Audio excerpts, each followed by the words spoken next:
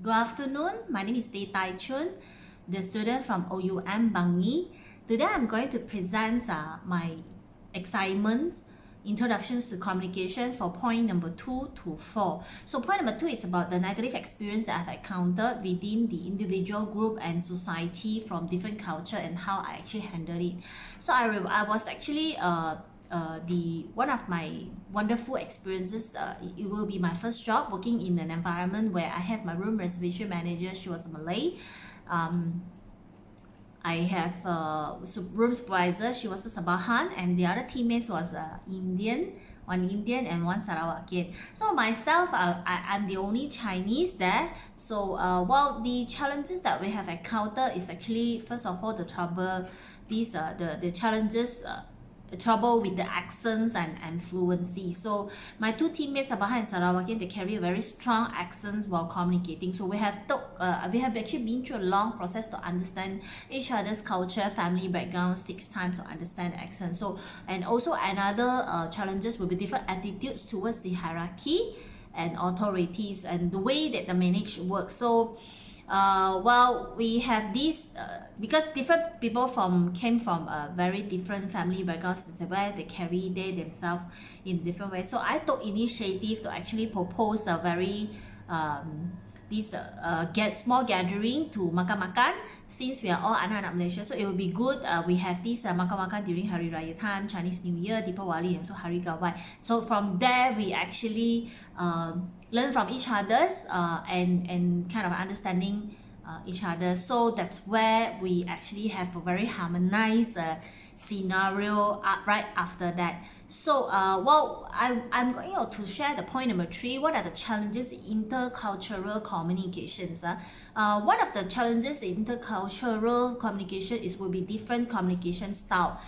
You see, way of people communicating, it will be between and even within culture. So one aspect of a communication style is actually language use. So even across cultures, some of the words and phrases are actually different from different way. For example, even the countries to share English language, the meaning of yes, it can be various from maybe or I'll consider it or to definitely so. So different countries hold different way of communicating style. So that's one of the challenges. The second challenges, it will be different attitudes towards conflict, how we actually attend to conflict. Some of the culture views conflict as a very positive thing, like Europe countries like US.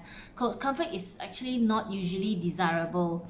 So but people often encounter to deal with them directly. Some people are very straightforward, some people takes time to actually digest it. So and the number 3 challenges will be different approaches in completing tasks, because some of the reason that include different access to resources, different judgment towards different decision being made.